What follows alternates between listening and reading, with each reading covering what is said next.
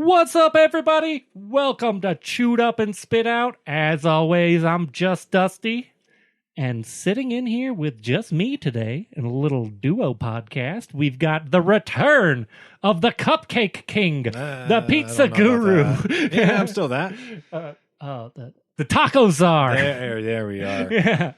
I knew I could make one work with tacos. Yeah. There we are.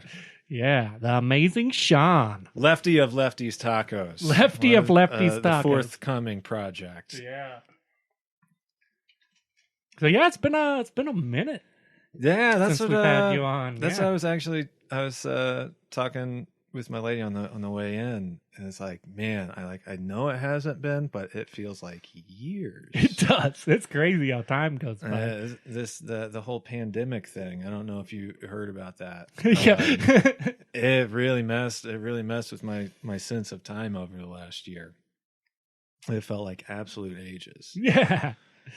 It's been a really odd one with the concept of time. I feel like is completely broken these days. Like I've been on an unemployed track for a little while. So yeah, I've got that like, I feel like a man in solitary confinement. Like, has it been a day? Has it been 30 years? Do I have a beard now? What the fuck? Yeah. I'm to the point where they're all starting to bleed together again. We're officially there. Enough of us have been vaccinated for us to be there. Or at least enough people are traveling again one way or the other. Yeah. Enough people either are vaccinated or don't care. Yeah, I don't know. I hear tell that herd immunity thing is probably not going to really work out for us like we thought. So yeah, not quite. Unless we start putting it in Budweiser. Every vaccine goes into a Budweiser. Maybe flip some into our Marlboro Red cigarettes and Skull. Yeah, some Skull, some Copenhagen, Bud Light hard seltzer. Yeah. That'll get everyone. I mean, I feel like our little town has been doing pretty good with the vaccines. Yeah, I mean, in my limited little bubble, Mm-hmm. that I'm working in, like, we've all made the joke, like, all right, I'm off to go get my first dose of microchips. Yeah. Yeah. And we all make the joke the next day, like, it's bullshit. I don't have fucking Wolverine claws yet. Like, yeah. What happened? I just got a sore bicep. I got a sore arm. Yeah. It's like I thought I was getting superpowers, and I really just went to hang out with my jerk older brother. Yeah, right. Dead arm. That's pretty much exactly what it felt like for me. Although, I mean, I guess I'll say I'm lucky. I get my second dose on Wednesday. Oh, nice. And that one absolutely kicked Jessica's ass. Yeah, I've heard from people that one puts you down a little bit. And no one else at work is getting the same brand. Although other than the Johnson & Johnson for the one dose, I don't think there's a big difference. Yeah, I don't know. It does seem like, from what I was reading, that it's pretty much like the same thing. Like the new Dusty, as I call him, the younger, healthier version that I work with. He only got the sore arm on the second shot. So there's a part of me that it's like, no matter what happens, I got to no-sell it. And he's like, no, I didn't even get a sore arm. Why did you got a sore arm? You got a sore arm? Puss. Yeah. No, I'm fine. Don't you sack up with that sore arm. Can you grab that off the top shelf? I can't quite reach up there right now. I didn't spike a fever last night. I didn't sweat this out for the last 12 hours. Yeah. No way. Yeah. No way. Totally fine. Yeah, I got my first poke the other day, and I'm not a needle guy. Oh, I know. mean, yeah. Oh, I know. And this year has been a real needly year for me, to the point where when I went to get the vaccine thing, I even told the lady, I sat down, did the thing where I accidentally looked directly at the needle.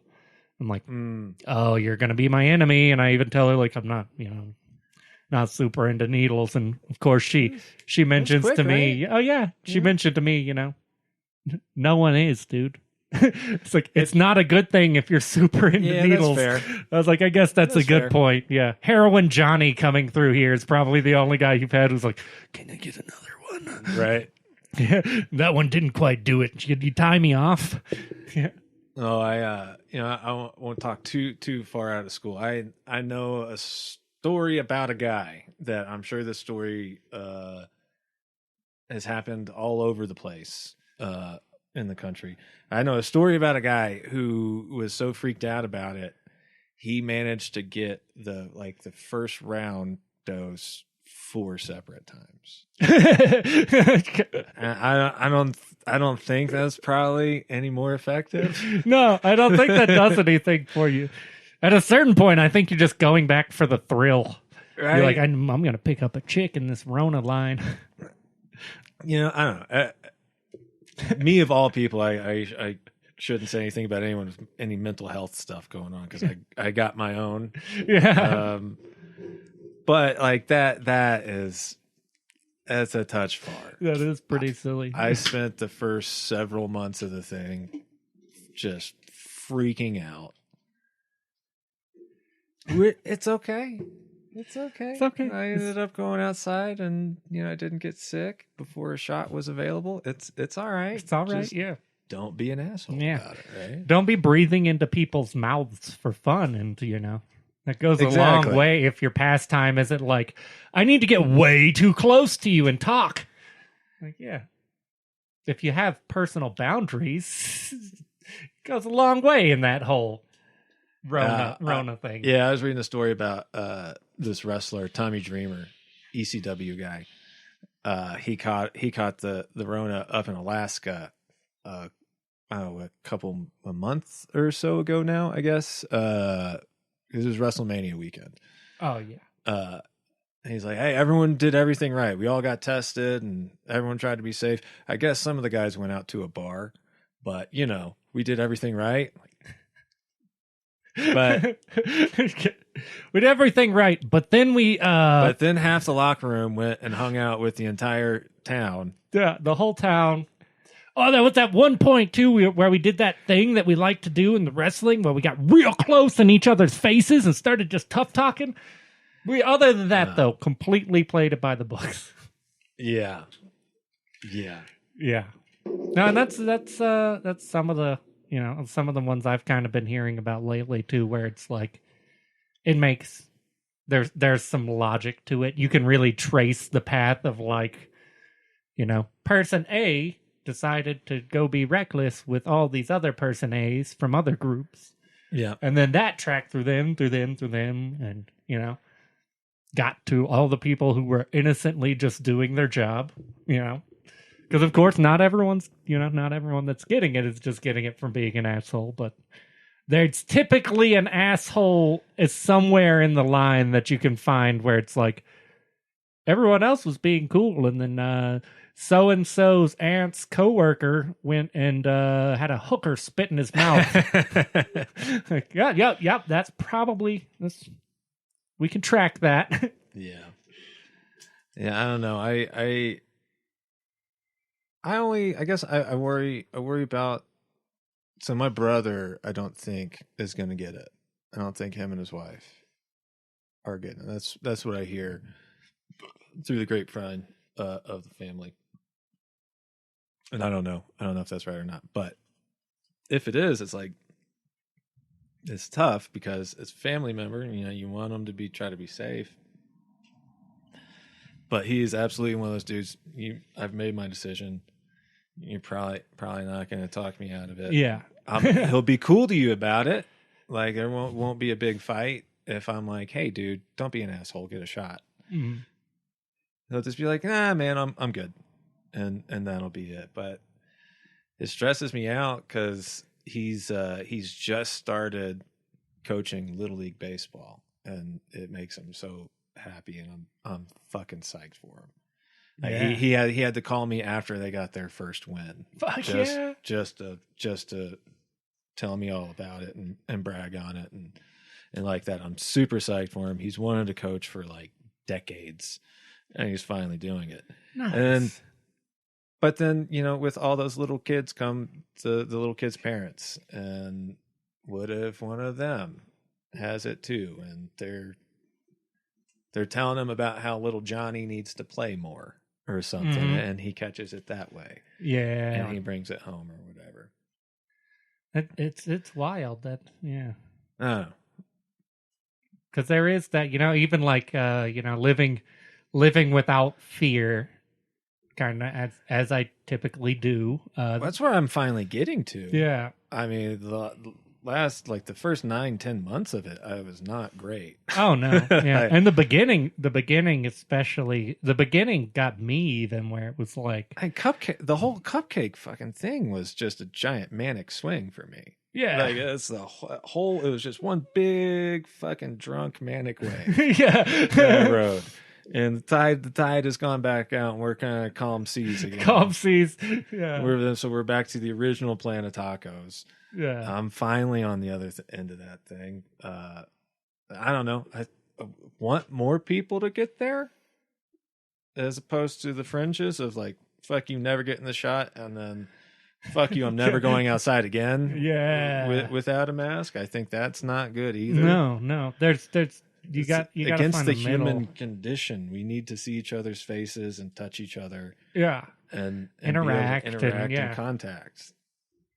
Zoom isn't that great. No. It's going to make us way more efficient and lose more jobs or pay probably, but in the cost of efficiency, but it's not where it's at for real life. Yeah. Maybe work life, but not real life. Not really. Yeah. And that virtual contact, it's good, but it's not the same. No. It's not at all the same as actually hanging out with someone and interacting with someone. Oh, the charge I got from going to that wedding in Texas, and in the middle of it, it was still a very big thing. No vaccines yet, whatever. The charge I got from seeing my old buddies from high school for just a day and a half compared to our little FaceTime happy hours that we would do every other weekend or whatever, there's no comparison. No comparison whatsoever. Yeah, not at all. Yeah. It's a completely different vibe. We were giddy. We were like downright giddy. Yeah. Just giggling about nonsense, and you tell the same bullshit stories you always tell, but you're there and in person. And in person, it's a whole different thing. It's just a whole different thing.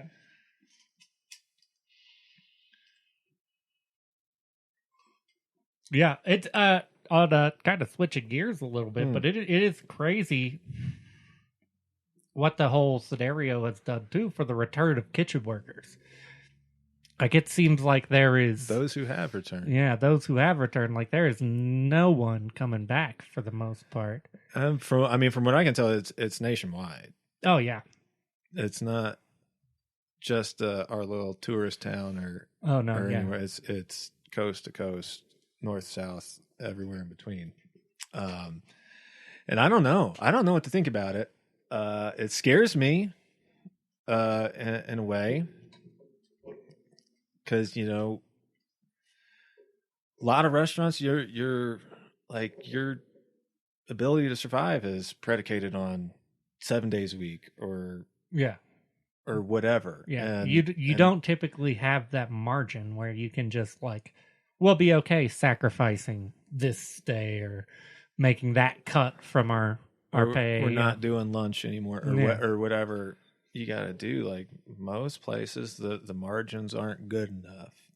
Yeah, for that to be a viable thing. So I feel great about starting up my own little independent company that I'll be running by myself, feeling terrific. Yeah. But I don't know. I don't know. I think part of it, some people are still getting the unemployment. That's got to be running out for most folks. That's got to be, I feel like. Which leaves an even more depressing reality, I think. I think a lot of cooks quit being cooks over the last year. Yeah. I think dudes are just done. Yeah. They decided, I don't know if they just took stock of their life or like it's like This ain't working. It's like, you know what's nice? I haven't burned myself in like a month. Yeah, you know it's nice. Like my back is My back, great yeah. right now. I can tie my shoes and it's nothing. Yeah. I think a lot of people left and aren't coming back. I kind of feel the same. I feel like there is a good percentage of people who, who left and started trying to do, other things. Yeah. And realized quickly that like a lot of the skills commute. Like cooking, like cooking a piece of chicken to all the way done does not commute to pretty much any other job but cooking. But like the work ethic and the attention to detail that go into cooking that, and putting that out or putting out a nice plate or, preparing chicken, going back to chicken. Like that's the best example of like even just the simplicity of cooking a piece of chicken so it doesn't kill somebody translates to another job. Like the cooking chicken might not, but the attention to detail that goes into not killing somebody with every piece of chicken, that translates. Right? Like you got to go back to school for ones and zeros if you're going to be a coder or whatever, but the ethic, the work ethic, the efficiency, multitasking, all those things from a restaurant job translate, and it's like we were talking about earlier before we started recording. Like, it's tough because unless the person that's interviewing you for this new job and this new field had to work in a restaurant in college or after college while they were trying to get to their dream job or whatever, unless you got that person interviewing you, there's a good chance they have no clue about the fact that all those skills that you put on your resume, it's not filler, it's not bullshit, it's real, and it's like the backbone of what you got to be in a restaurant. Yeah. And then you go get drunk after work. Yeah. But while you're there, in between the lines of play, you're a killer, man. You have to be in most kitchens. You and even in most restaurants, and that goes for front of the house too. Like absolutely, you have to be a killer. You have to be on it because the turnover rate, and typically pre all this stuff, the ability to just replace you if you're not good at your job was always too prevalent. Like you could always just you don't want to cut onions, you can't cut onions. Been fun. Yeah, I'll get this next 20 people who are in line who are begging me to come here and cut a fucking onion. But, now the game has changed a little bit. The game has changed, man. Yeah. Yeah, I don't know. It's a scary time. But on the other hand, I'm optimistic, right? So there are going to be places that you end up taking a shot at a guy and it doesn't work out because you got to take a shot and hire someone. On the other hand, the young hard workers that it would have normally taken years and years and years to happen for, those people are going to be able to fucking skyrocket to the top of kitchens. Yeah. And that's super exciting. Like as long as there's still some young blood wanting to come into this thing, I think we're going to be okay. Yeah. And that's the key too, because I do feel like and from what I've heard or seen, it seems like a good percentage of the people who are like permanently jumping ship are the vets. The vets. Yeah. They've been in it for years and years. Yeah. And you realize, your body hurts. And a lot of it, like you were saying too, you get people in other fields of work where it's like, I waited tables or I cooked while I was in college and then I went off to do my job. And that I know I can speak for myself and at least a lot of people I've met where, like, you know, typically that's how it starts for most people. Like, typically it starts with like, okay, let's do this. I'm gonna do this while I wait for this, or while I make money for this, and the next thing you know, you're like, well, all of a sudden, fucking, yeah, I'm in this. I'm balls deep. I mean, how many food reps do you know that were cooks? Yeah, I think, but one.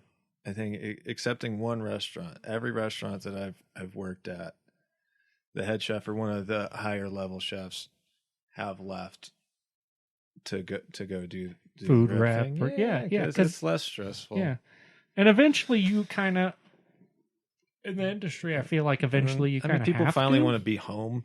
Yeah, and stuff. Yeah. Even if you're like me and you're not going to start a family, you still just like to be home and see your lady. Yeah, watch a fucking baseball game or something on TV live. Do once. you for a little bit? Yeah.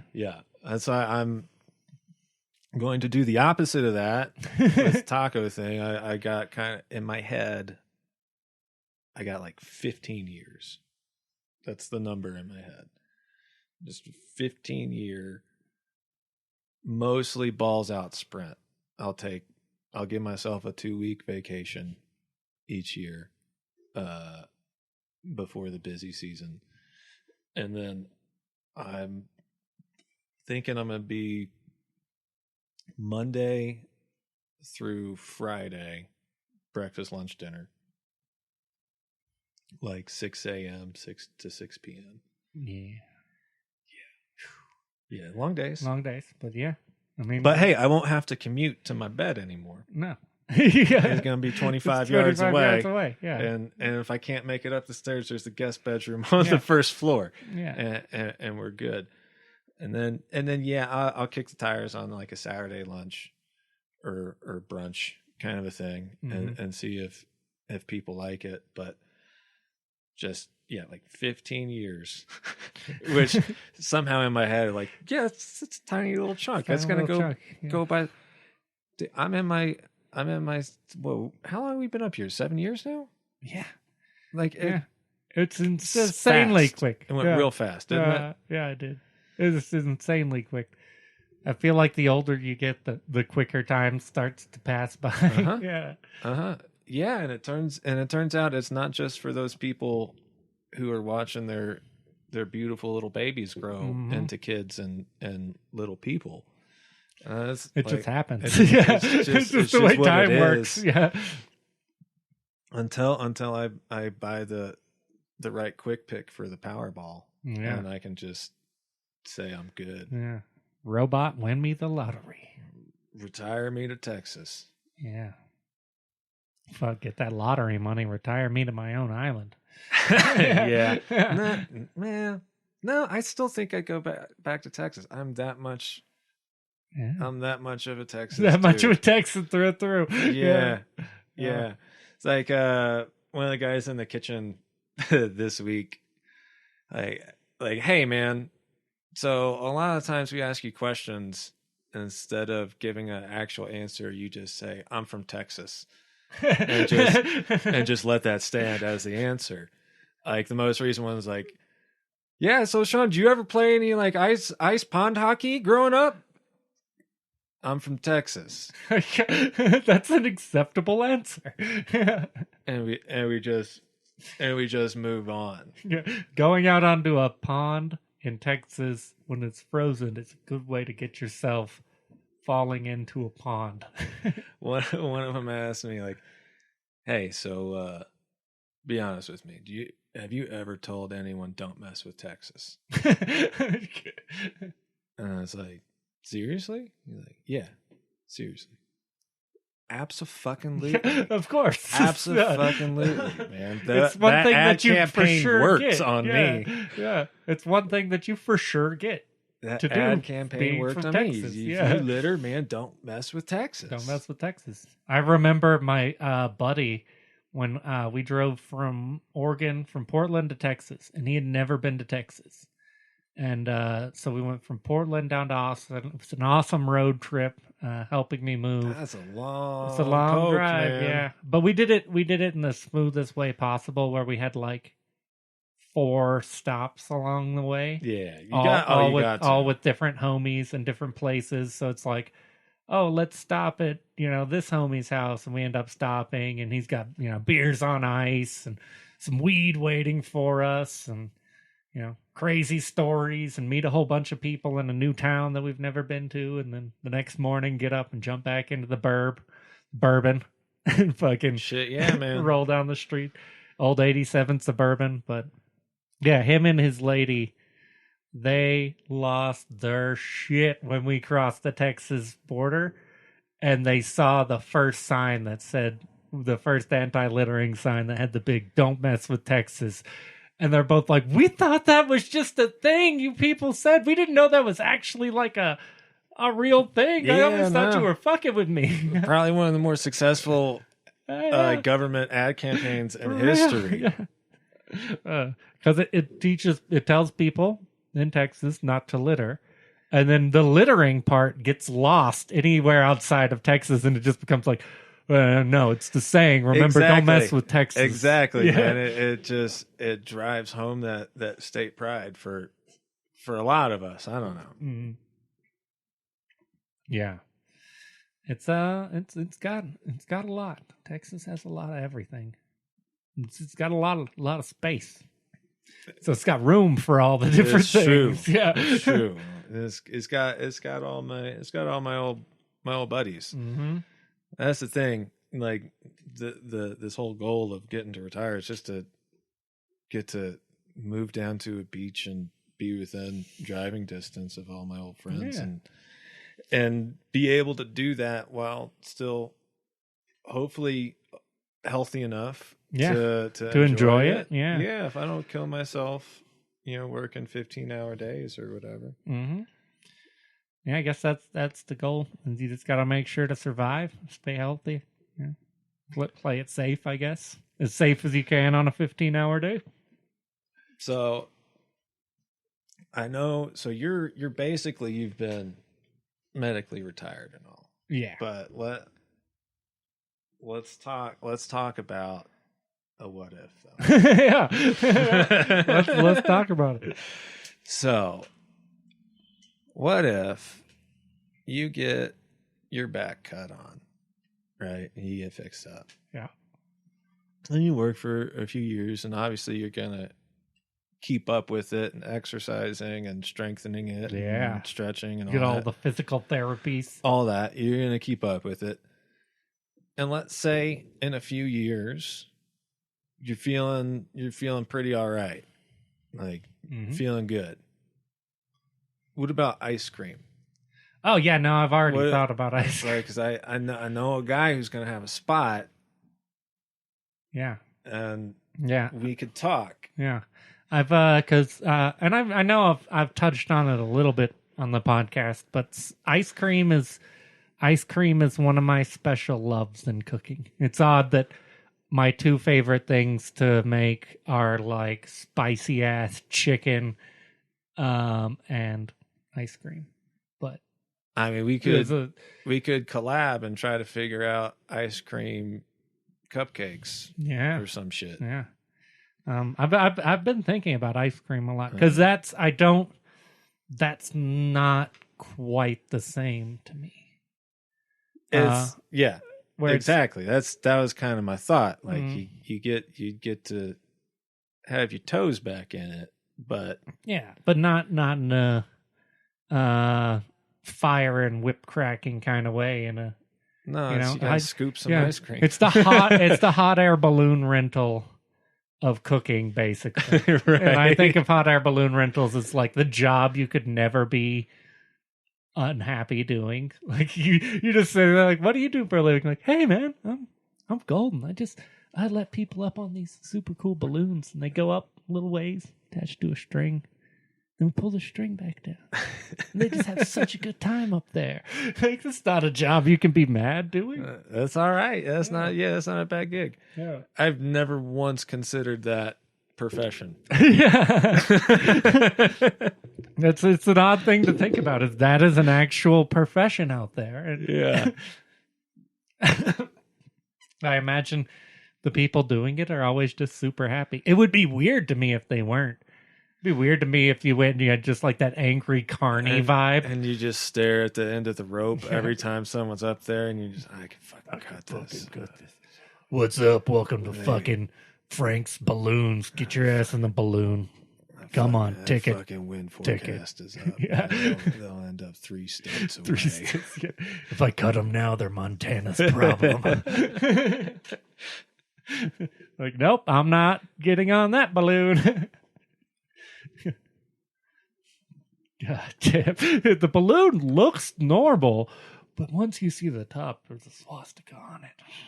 Nah, man, the balloon thing, that always seemed too scary. It looks peaceful from afar, but then like it takes like looking at like 2 YouTube videos of a bad landing, and you're like, oh, well, yeah, of course that could happens. be terrible. Yeah, that could not. You can't be fun. control shit while you're up there. You're in a balloon. Yeah, you can control how high up you are and how fast you come down. The end. The end. Yeah. That's a bad time to me, but yeah, there are a lot of them that just come down. I was in that road trip that I was telling you about when we stopped in Albuquerque, which was our final stop. Fucking. Oh yeah, it was the hot air balloon festival. That was what it. I've been in. I think it was Steamboat. For a wood bat baseball tournament, and they had that shit going on too. It looks badass. Oh yeah, and it looks super cool. But it looks super fucking rad. Yeah. All of them going up. Yeah. But then my thought is always like, how do they not just like ram into each other? They can't control. Yeah. If they're going left or right. Lean. That doesn't work. You'll just tip the basket, right? Yeah. No, it's a weird thing. But seeing them. We saw one come down in a parking lot. Yeah. And a dude that lived there told us that happens all the time during the hot air balloon festival. We'll just hear someone yelling like, "Watch out!" The fucking balloon coming down. Like, oh. And then what happens? So like they got to find a way to call their friends to come with a truck and fold up the balloon. Right. I'm like, well, owning one sure as shit doesn't sound fun. Yeah. No. Those little tethered trips where they just let you go up a little ways. I'm like, hey, have fun. That might be all right, but yeah. I don't know. And maybe I'll look into that if this cooking thing doesn't work out. Yeah. I've been looking into it. I've been debating about what amount of ice creamery I could even do in my injured state. Because I've thought about that too. I'm like, there is some form of ice creamery I feel like I could do. Not a lot of physical ice creamery. Yeah. But could definitely do something. The notion for my little taco thing. I like the notion of having, I got to have an after school special, essentially. You know, we're going to have all these kids getting dropped off, parents picking them up. Got to have something. And I think after school special ice cream, where I can sell the family, you know, the take and bake enchiladas and beans and rice, and hey, well, I got you dessert, or your kid just did good on their test or whatever, and so you're gonna give them a sweet treat before dinner, or whatever. I like the notion of having ice cream on hand because I'm not going to bake cupcakes all the time. Yeah, I think with everything else, that's a lot. All of the everything else I'm going to be doing. Yeah, I think I'm going to try to make time like once a month, like one Friday a month, and that's what you get. And you can come get them for half price tomorrow when they're half stale. Yeah, that's the way. That's the way to do it, I feel like, especially to start. I mean, if it's like, if it's making more money than something else, you can always audible down the line. But, I mean, I'm planning on making sure I have an ample amount of freezer space. I'm going to do big batches of salsa. That's the way to do it. Yeah. And be good for a while. Yeah. Is the plan. And same for like getting whatever pulled meats. I'm gonna do a pulled pork thing. I'd probably do a pulled beef thing. Mm-hmm. Getting all that kind of shit staged out way ahead of time, I think, is key. And the morning's got to essentially be tortillas and eggs. And open, more or less. Yeah. And then that's the way to. Oh, Choco Taco is trademarked. Get the. So we do little ones. I didn't think chocolate chocolates. There'll be little tiny Choco Tacos. I didn't even think about Choco Tacos. You just get a handful. Like instead of one big Choco Taco, you get like a stack of 3 little mini chocolate. I mean, that's chocolate chocolates. That's extra work, but if you don't think that's a fucking dynamite idea, dude. No lie. I want that now. Yeah, actually. Yeah. Because I mean, and especially that sounds like the thing. I still gotta do measurements to make sure everything that I want to do will fit. Yeah, that's the key. In the container, because I'm not gonna get some like monster 40-footer for a 1-man operation. I'm doing fucking wind sprints out all day up and down the fucking thing. Call me Grill San Fry. Yeah. Dude, I told the legend of Grill San Fry this week. Oh, nice. Yeah, with how short-handed we are, and people still taking time off. Like, you don't even know, guys. This is no Grill San Fry. Yeah, you don't even know. There's always 3 of us here. It's okay. It could be way worse. Oh yeah, I actually don't know that we've talked about that before on the show. Grill San Fry was a title an owner put on my schedule. I was the chef, and they wanted to mark what they kind of expected people to do, and so they had to abbreviate. Idea. It was so judgy. It read so fucking judgy. It was just like salad. Yeah. What? Like, well, fuck you, dude. Fuck Actually, you. I do a little bit more than that. He does more than that. Yeah. You dishes. Like, that's my prep cook. It's my prep cook. You're just telling him don't touch prep. And then at least your wife wasn't working there when the schedule was getting written like that. I remember that brief little minute in there where she was helping us out in the wifey pit. was doing the dishes in the pit. Yeah. And they were bitchy. They were bitches. They kept wanting to cut her pay. They're like, because she's your wife. Just because she's your wife doesn't mean we can, pay her a decent amount. We want to give her just minimum wage as a dishwasher. And I'm like, 1, you shouldn't give any dishwasher minimum wage unless you have 3. Never. If you have 3 dishwashers doing 1 dishwasher's job, or 2 dishwashers doing 1 dishwasher's job, okay. I guess you can get away with it because it's not going to be as hard for them. They're going to be bullshitting most of the time. But when you have one person pulling a load for how many seats was it? We had, I think, 175 when we had the fucking outdoor open. That's a lot. That's a lot. That makes sense. We had the nooks. We had the crannies. We had the fucking lounges. It was always busy there. I assumed I was like new and new to the industry. This seems huge, but no, I don't. No. We're not new to the industry, but but new to the back of the back of the house. Yeah. But now, like having a better idea of how many people I'm cooking for right now with only 2 other guys. Mm-hmm. Like, no, that sounds. We're the same level of stressed and crazy, trying to keep up. Yeah, it's insanity.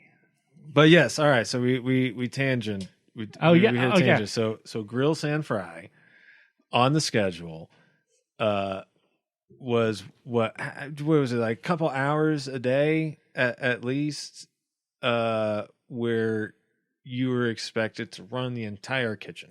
Yeah. Yeah, it was like, I think... she just couldn't conveniently work za into it Yeah. to Couldn't fully fit. encapsulate what was going on. We there. ran out of abbreviations. Because it was the worst hours to have your head chef running the entire line. I think it was like 2 to 4:30 or That's something what like that. I was going to say 2 2 to to 4. 4, So yeah. that sounds right. Yeah. And so I would also be, because happy hour started. Oh, it was happy hour that started at either 4:30 or 5. I think it might have been 4. Fucking. Because it was also, I remember that was my big thing, was I was we need pissed happy off hour because specials, and we need regular specials, and we need late night specials. late night for the specials, bar. and we need specials okay. from every station. And soup bowls of ranch. Yeah, I would run a menu of specials. We'd run a menu of goddamn specials every night. Yeah, and that would be the thing, because it's also like if you got 7 specials riding on your chef to figure out, and to dial in. That's my dial in time, not my prep and get it set up so all my people can walk in and just get pounded the second they walk in on happy hour. Yeah. That place was shiesty as fuck. Super shiesty. Well, as fuck. yeah, I know. Oh, I mean, I would have sued him if I had held on to my clock in slips. Yeah, They mess with my hours. Mm-hmm.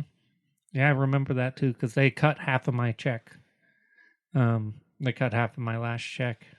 They dicked with a couple of them. Yeah, and it's looking back at the point when I started there. It was like you can get a bond with an owner, and you can kind of start feeling for an owner where you're like, they have their issues, but they mean well. Yep. And I pushed through there for some good years, and just. By the end, and especially looking back on it, all the other businesses I've been a part of, it's like that place was shiesty as fuck. Yeah. Like there was indiscrepancies all over the place. Yeah. Random unallowed amounts of money just getting pulled out of accounts. Yeah. Profit going down the drain, drunk owner. And at the same time, dude, every so often, I'm like, we still could have made it work. That would have been a cool spot to just run, Yeah, though. Like if they would have like actually paid us and ran the thing, like that would have been a fun spot. Like if they would have invested in a better pizza oven, so if we could have cultivated or hired in a better kitchen staff, that would have been a fun. It could have been a fun spot if they had let. Me, the GM, and the accountant. It's a manageable size. Yeah, that spot, it was good. It had good flow of business. We had good space. Like there's a lot we could have done. A lot with that place. It's a cool little spot. And it was a cool spot, and we got to play with a lot of good food. Mm-hmm. We had a lot of good reps. Got to basically pick and choose all the best shit. Because being right next to Austin, that was the thing I miss most about it, is I haven't worked at a place since where I can get as fine of product. I also have not worked at a place since where I've been as tough with purveyors, but the big city is a whole different thing, and so there was a lot more like you set them right and they get your shit right. Yeah. And we get a lot of really good food. And and the other purveyors, it wasn't even like you set them right. It's like you sit down and have a drink with them because they're fucking that cool. And, they'll be fucking throwing you samples of all kinds of shit. What were you saying? Something, you had that idea you were talking about with lamb. Let me get you I'll get you a half case on sample. Run it on a special. That's the part that I'm most excited about starting my own thing. Yeah. Because I'm not married to continuing to use the food provider I have currently for the gig. Yeah. No, I'm gonna shop around. Yeah. You gotta shop around. Why wouldn't I? Right? Yeah. I'm gonna do pretty much everything in house, right? Like all my salsas I'm gonna make myself. At this point I've got it in my head that I'm gonna grind all my own breakfast sausage and make my own chorizo. I'm gonna do like as much scratch Yeah, shit. that's the way to do it. That's yeah. well, that's the dream. That's the egoist dream of it all. Yeah. Is once I can, it's finally just me, motherfucker. Once it's finally just me, motherfucker. Yeah. No one else around. No one else can fuck with it. It's gonna be the best shit ever. Yeah. So I'm gonna do everything by there's definitely that feeling. Yeah.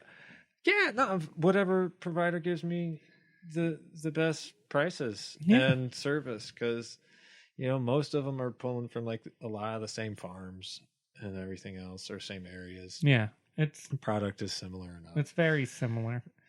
It's okay. Yeah, and it's good to shop around, and it's good to check shit out. I've always felt that way. Like, and that's the thing I really missed about it, because it does feel like up here in the mountains, anytime I've been ordering, it's the opposite relationship. Like, in fucking near Austin, you could just be like, what are these tomatoes? Slightly soft? Am I making salsa? Bring me back tomatoes within the hour, driver. It's like, okay. And here it's like, what are these tomatoes? Slightly soft? And he's like, you want tomatoes this week, or you want to wait till fucking next week, bro? It's like, I will make some salsa. Make it work. Yeah. You bet your ass. You bet your ass. I'll figure it out. Yeah. I'm going to need to return this. Cool. See you Thursday. But I need this for like today. Honestly, dude, there's a lot of figuring it out. Yeah. To do with the ordering now. How about we take a break? Yeah. And then I'll talk some shit on that. Yeah, we'll take a break and then we'll come back and finish it out. Yeah. Word. And we are back to talk about the fucked up supply chain. Yeah. It's still happening. Yeah, it is still fucked up apparently. Stuff is still in the Suez Canal or something. Well, I do honestly wonder if that is part of it. Yeah. I know so many ships got backed up trying to get into the country. I wonder a bit. Maybe that's where my flour has been. That's why there's been like 20 bags a week amongst people to try to bid on or whatever. It's a bidding war. Your fancy Italian flour is stuck in the Suez Canal. Yeah. Yeah. I had to make a switch on the flour today, which I think is actually going to work out. I actually feel good about it. Did my research. The gluten and ash levels are within a couple tenths of a percent of each other. So okay, yeah, that should. I think the product itself will be fine.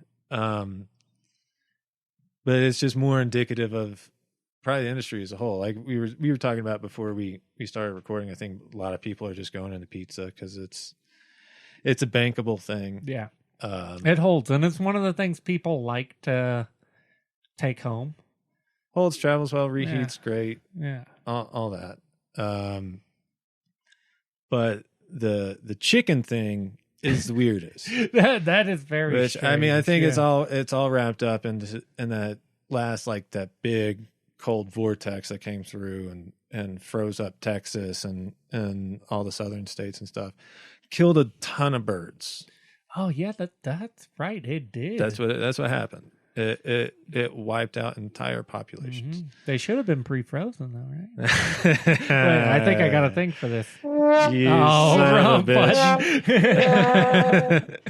And like the chicken industry in terms of factory farming is such that the hope was they would need like a single month to bounce back, but I think that disruption in the chain just set off such a reaction that we still haven't caught up yet. Yeah.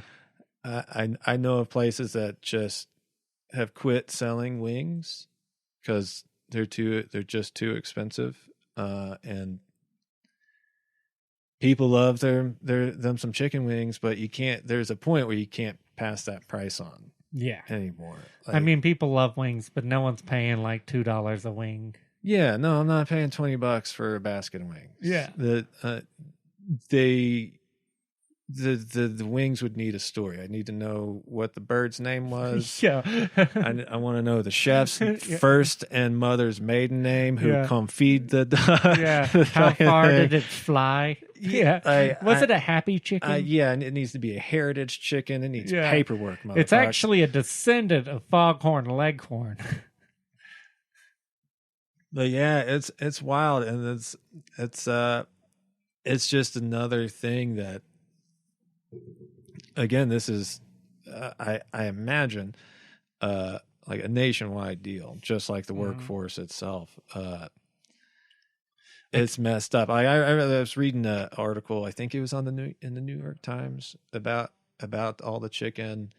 It has breakdowns of where in the world all the favorite cuts go to. Drums go here, wings there, breast meat here, all that.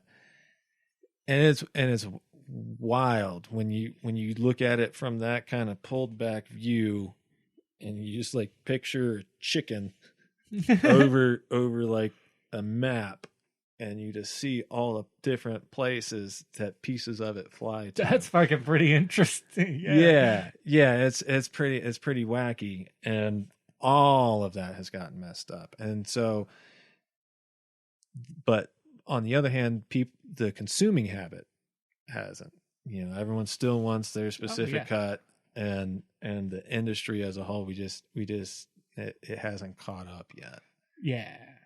That's insane. I wonder about the wing stops and the Wild Wings of the world, like if they're cutting a deal to get all of it.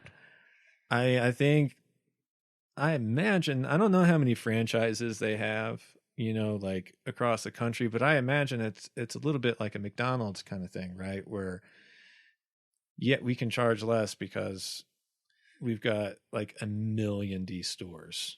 Yeah. Making us all the money so we can take a smaller profit margin. Yeah.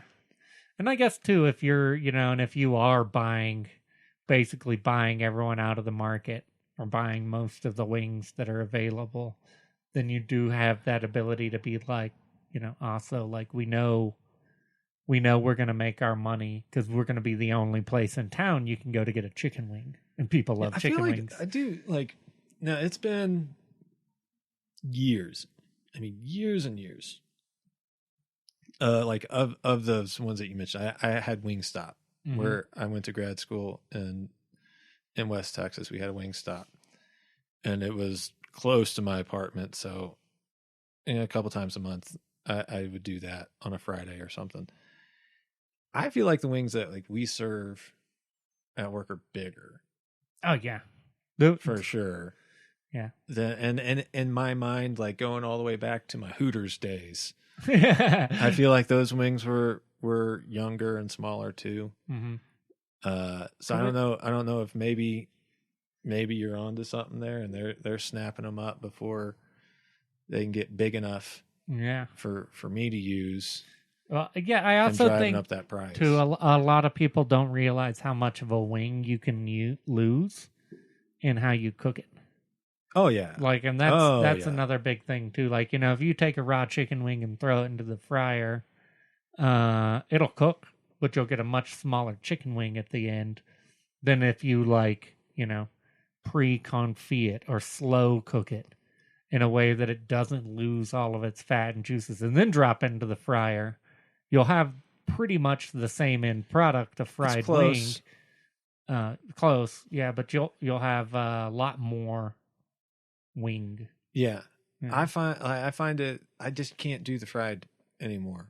Like I bring some of the comfy wings home sometimes, and there are days I'm just not willing to wait on hitting them in a saute pan or whatever. Mm-hmm. Or I'm just that lazy and I don't want to flip them. and I kick on the fryer, and they're just so much drier. It does dry out a wing. It dries it out. And I was always a fried guy. Now I dabble on the fence. Like if it's like a breaded and fried wing, I can get down on that. But if it's just like a wing dropped in a fryer versus a wing cooked on a grill, I'll go with grill because you get, it's not as dry. You get a real dry wing if you just drop, Absolutely. and especially if you just drop a raw wing in the fryer. Then you get a no letting it set in buttermilk. None of that. Nonsense. You just drop it. Yeah, there are a lot of places I've known who have done that. They're like, get some wings, and it's like you just throw a handful. I don't of care chicken if they're pressure fried or whatever you want to say. Like that's not. I don't. Yeah, it's just not as good. No, it's one of those few things that from work it's the tops and I can't beat it. Yeah. Yeah. There are some things. Yeah. A confit chicken wing is hard to beat. Duck wings. I want to see that be the new thing. Duck wings. Duck wings. You just get like 2 wings. Yeah. Like these are some wings that could actually fly south, so you only get 2. Yeah. Yeah. That's not for us. No. That's not my clientele. No. But currently, yeah. we can't pull that off. Duck wing tacos. No, I mean I'll pull them off. I'll quit serving wings before I have to overcharge or cut the portion. Yeah. And I mean, it's sad to a lot of people, a lot of the I guess regular people who kind of don't necessarily realize that how restaurants go through that. Like no one cuts an item off of a menu that you love just because they want to cut it off, or it's like, I don't like the idea of serving these people something that they like. Like no successful chef or manager of any kitchen does that. There's always a reason behind it, like if that thing that you love isn't there, it's because, cost is unjustifiable. If it was there and it was $19, you would look at it and you'd be like, what? I used to get this for $13. I'm not paying that. I forget their name. I'm just not as plugged into the fine dining and rankings and all that shit anymore. It's like top restaurant in the country, 5th Park Avenue, some shit like that in New York. I want to say it's New York or Chicago. Consistently like tippy top restaurant in the country and the world. For their relaunch, no meat. They're out on meat. They say it's no longer sustainable. So there you go. I don't know. They're shit of a lot smarter than me. They probably have some idea of where things are going, but I'm also gonna just hope that's a little bit of doom and gloom, and that they don't. It's the factory farming. Because I'm always going to believe in my core to farm to table. Oh, yeah. For the end of time. Yeah. But the factory farming. And I feel like, honestly, that could be the positive spin. Like, if coming out of the other side of everything, this whole transitionary period with kitchens results in a lot more local family-owned businesses. That's what's up. Because I feel like that's going to be the trick. Like, like with your jam. I mean, it's like, scarier than ever to take that leap, though. It is. But on the other side, if you're running it and you have it set up to run by family, basically like a family-run business, like you and your lady and anyone who hops in is probably going to be super close, then it's easier to imagine that being successful in this future age than being in the type of establishment where it's like, I have to count on hiring out all these people who, have given up on the industry, or I'm left shorthanded. And I do see that being a possible twist for the future. And with the sustainability of everything too, the idea of, smaller, more localized businesses that are all farm to table, as opposed to, mass farm chain restaurants that are, killing the world, but also, slowly killing the patrons and shit too, like, and their employees. The people are kind of starting to wake up to that. It seems like, I saw a meme the other day and it kind of made me laugh because it was on the topic of kitchen kitchenry and cooking, but it was just like, basically someone complaining about, no one wanting to work anymore. And then the response kind of at the bottom was just like, it's not that no one wants to work. It's that, no one wants to work 40 plus hours a week for minimal pay, maximum effort, like maximum fucking stress to your body, stress to your mind, no benefits. Like, it's time to rethink that. And I think that's going to be the trick, is if, bigger places want to continue to be able to get places, that they might have to make that switch where it's like all of a sudden our cooks are treated like people.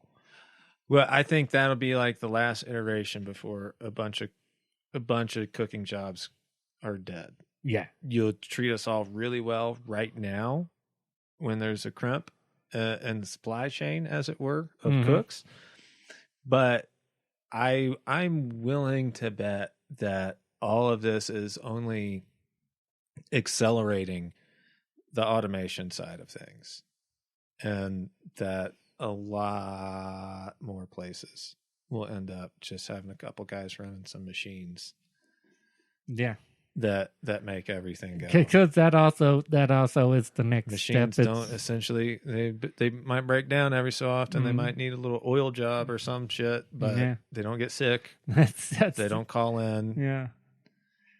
And you know what I feel like would be the ideal is a combination of man and machine cooking cyborgs. I mean, or basically, like if you could have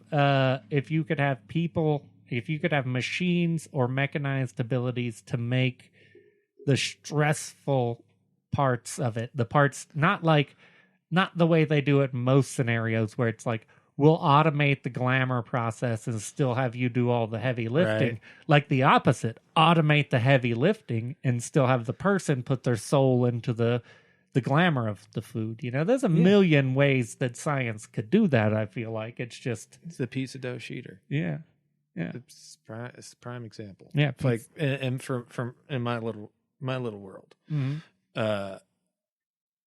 you can pre-stretch a ton of pizzas. They cook up just as good as freshly stretched, and then they're just ready. You just build and go, build and go.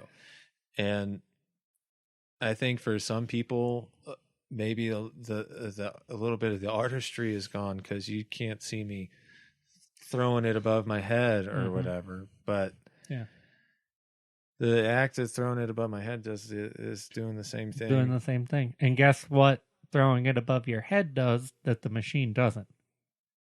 Blows out your fucking shoulders. It does. It absolutely it'll break you down quicker. Yeah. I mean, and I still have some shoulder pops, and it's, I think, 100% a combination of being armbarred and throwing a shit ton of pizzas earlier in my career, because we used to get big, and now even you do the whip motion a few times, and it's like, I'm feeling that. Yeah, I feel that. That. Yeah. I'm finding as if I don't take care of myself during the week, by the time I get to the end of it, my hands are not happy. Yeah. And like making the pizza dough balls in the morning is it's a task. It's a task. I'll just say that. Yeah. It's not my little zen escape before the rest of the day starts. It's just another mountain, but it takes its toll. And that's, I think, you got 1 year to find someone for me. Yeah. Replace me. 1 year. Maybe it'll be like that magic trick, like what happened to me. You'll start to wane, and then out of nowhere, a new dude named Shaun will just appear. It's like, I used to live in Montana, and I woke up in Durango this morning. That's what I'm looking for. Something told me apply to ska, so. It's tangentially we're connected, but left turn to Kid Rock. Yeah. Well, ba with the ba to bang. That's what's up. So jump the boogie. Kid Rock, before he started doing his country shtick that he does now, the first thing that he ever did in that realm was a song with Willie Nelson, "Last Stand in Open Country," right? And essentially, it's a lot of, you're just old grizzled outlaw waiting for the young buck to come and just put you out the pasture. And thank God for us all that Kid Rock was not the young buck that put Willie out to pasture. Willie's the last man standing. Willie's you bet like, your sweet Willie's ass. like, my career's still going. How you doing, kid? You bet your sweet ass. Anytime that song plays on my kitchen playlist, that's my thought. Is I'm just looking for some young guy to come in here and show me up, make me look bad. Yeah. Just shame me into leaving. I would love that so much. I'm the old gunfighter that's tired of winning. Yeah. Yeah. I'm ready to retire to something else. Yeah. But I don't want to leave it in bad hands. No. You No, know? and that's the thing, is it's no matter, and it's a weird thing with kitchen people, especially, I've noticed, is it's like all kitchen people are the example of like how someone stays in an abusive relationship. It's like, I can have a place slap me and tell me I'm garbage every day for the most part, and then I can still show up and be like, well, I would leave, but I'm still connected with them, and I feel like we can work through this. Yeah. Is that a black eye? I fell. Yeah. No. I mean, I would actually, I think I would go so far as to say I'm treated better than ever. Yeah. Yeah. And yeah, not necessarily saying that is the current place, but I've definitely, But it's tough. Yeah. But it's tough all the same. Yeah. I mean, the Crave, that was a good example of that where it's like that was amazing. Still, we talk about it and we're like, we could have done beautiful things there. We could have made that relationship work if only they had been cut down to change. And they're like, I like to get drunk and come home and beat the shit out of you. Okay. There's a version of my life where I'm still working down there with you part-time there, and I'm helping that pho place open their second location. And we're catering. Yeah. And catering. Yeah. All that good stuff. Yeah. Okay, man. Hey, it got too expensive down there. Yeah. We had to come to just a very slightly less expensive place. We had to take we listened to Iron Maiden one too many times at work, I think. Finally we ran just to the ran hills, to the man. hills. God, no one knows what drove them there, but it was to the hills. Straight past the Texas Hill Country to the Rockies. Yeah, we need bigger hills. Take a hard left. Yeah. Well, yeah. It is that's wild. It is wild to think about that. Yeah, that alternate reality, because there was I think I mentioned it to you towards the end, but there was talks of like at that place before everything went to shit. We were already talking about getting a lounge and doing like a lounge thing, I think on the Pflugerville side. So we were going to get like a smaller wine bar and lounge with a more cut down menu. Yeah. Rotate through that. That'd be nice. Yeah. And that was kind of the idea, was that we would let people hop back and forth, and I'd basically be running both of them. But that was also, that was good talks, but looking back on it, that was an alcoholic's fantasy for the most part. Like maybe my paycheck would have crapped into double digits on the hourly and stuff. That would have I actually cracked $8. That would have been something. Yeah, and it could have been nice, but could have been as a big thing in the restaurant world. It could, and that's the big. It only takes a small series of fuck ups for a restaurant to go from could have been an amazing conglomerate with multiple locations to the type of restaurant that's closed with the doors barred and food on the table behind the windows for a fucking month before anyone comes in. Yep. Like, it only takes a small series of minor mistakes, and major mistakes help. Yeah. Yeah, I don't know. There were some bigs. I'm ultimately, I think, grateful because I got to see so much of what you don't want. Yeah. Both like from, I mean, you name it, coworkers, front of house, management, owners. I saw elements of everything that I would never want to have. And I don't know, it's like that's in a way that's part of your knife kit that you accumulate over the years. It's just knowing exactly what works and doesn't work. And so when you get to a spot where you're going to go ahead and take a big old leap and start your own thing, you feel a little bit better about it. Yeah. Like you've seen the I know I'm not going to order the wrong product and at the wrong price, and I'm not going to overextend on this, that, or the other.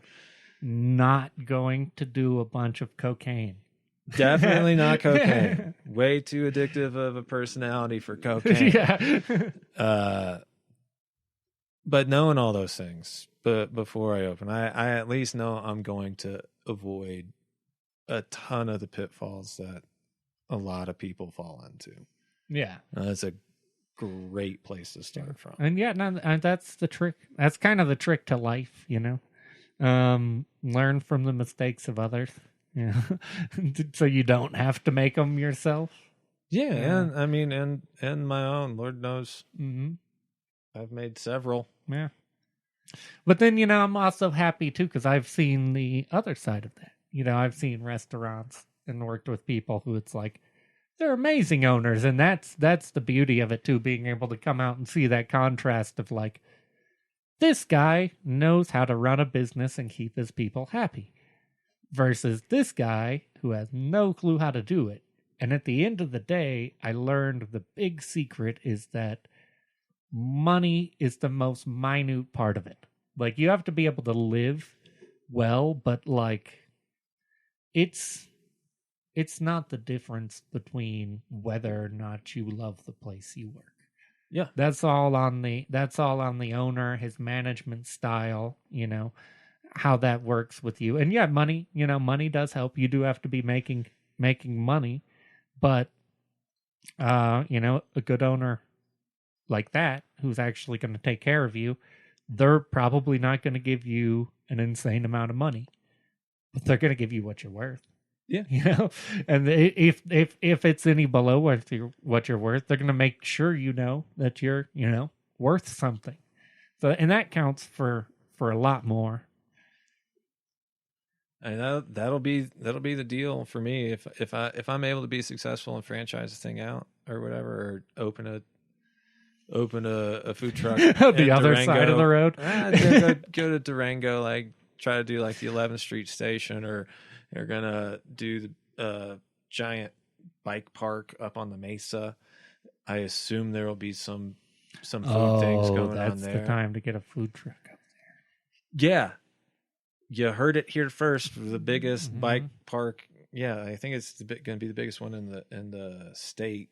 Hot damn! We're going to put up there. That'd be a really great spot to have, and I'm gonna essentially I want that to be like, all right, you're picture this as a rent to own situation, guy. Like, we're going to pay you what you're worth to start, and as we go, you're going to make more and more and more, and then you're just going to give me a tiny little percentage, and off you go, and it's yours. Yeah, and that's a really good way, I feel like, to do business, because it makes someone permanently invested. Exactly. And I feel like not enough places do that, where it's like you have the opportunity to eventually put in enough equity that you have a stake in what you're doing. Most places, it's like no matter how much sweat equity you put into it, like doesn't matter. Yeah, it's not like whatever, like Shiner Bach used to be, where the employees were all co-owners, essentially. Yeah. It makes a big difference. What happened? Did they change? That? I think they ended up selling. Yeah, to someone. They were all co-owners, and then they got together one night and they lost the company in Vegas. Yeah, I don't know. I don't want to talk shit. I don't remember if it was like to big Budweiser type thing or whatever, but I think they ended up selling out. Yeah. That would be funny if it was so many breweries go. It would be funny if it was something as silly as that. It's like they had a company trip to Vegas. No one realized that like 70% of the company were horrible gamblers, and so 70% of the company, 70% of Shiner Bock is now owned by the Lux Hotel. The other 30% is owned by some guy named Rocco. Right. Well, Rocco was going to give me real good odds on a horse race. But shit. yeah, I think that, I don't know, and that might even, going more broad, that might be just the way in general you try to keep cooks and front of house and back of house staff invested in general. Yeah, is finding out some way to have people actually monetarily investing into it. I'm way too dumb to know how any of that would work or not and work. And I'm sure there are ways in my mind, especially, like that would technically be the best way to franchise with a business, basically. If you get competent people and you can work them for long enough and then say, like, if you stay for this long, after this long, we're opening this store, and then that's going to become your store.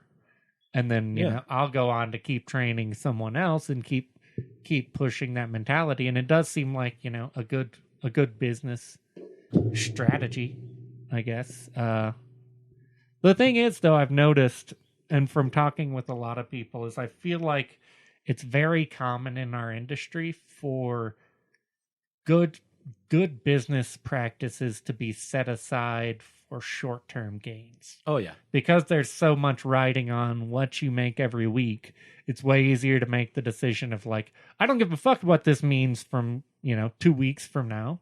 Like, push it. We need that money coming in right now. And like I was talking with Still Jeff about it the other day about the 40-hour work week and the 2 days off and how that started. And it didn't start as like, because it started with Ford. Ford was the guy who brought about the 40-hour work week with 2 days off a week. Son of a bitch. Yeah. And he didn't do that based on like, I'm a good man and I want to take care of my people, so I give them, these 2 days off a week so they can do this. They literally had people run statistics on every variation of a work week that you could do, and they found out that if you work someone over 40 hours a week and you do not allow them 2 days off in a row, you're losing money. Because of the fact that efficiency just drops. Yeah, the next say you work someone 50 hours a week and they have 1 day off. We've both done it before where it's like you get your ass kicked and you have 1 day off and you come back. No matter how good you think you are on that day that you come back, from what all of their studies found, you are less productive, therefore they are basically technically overpaying you.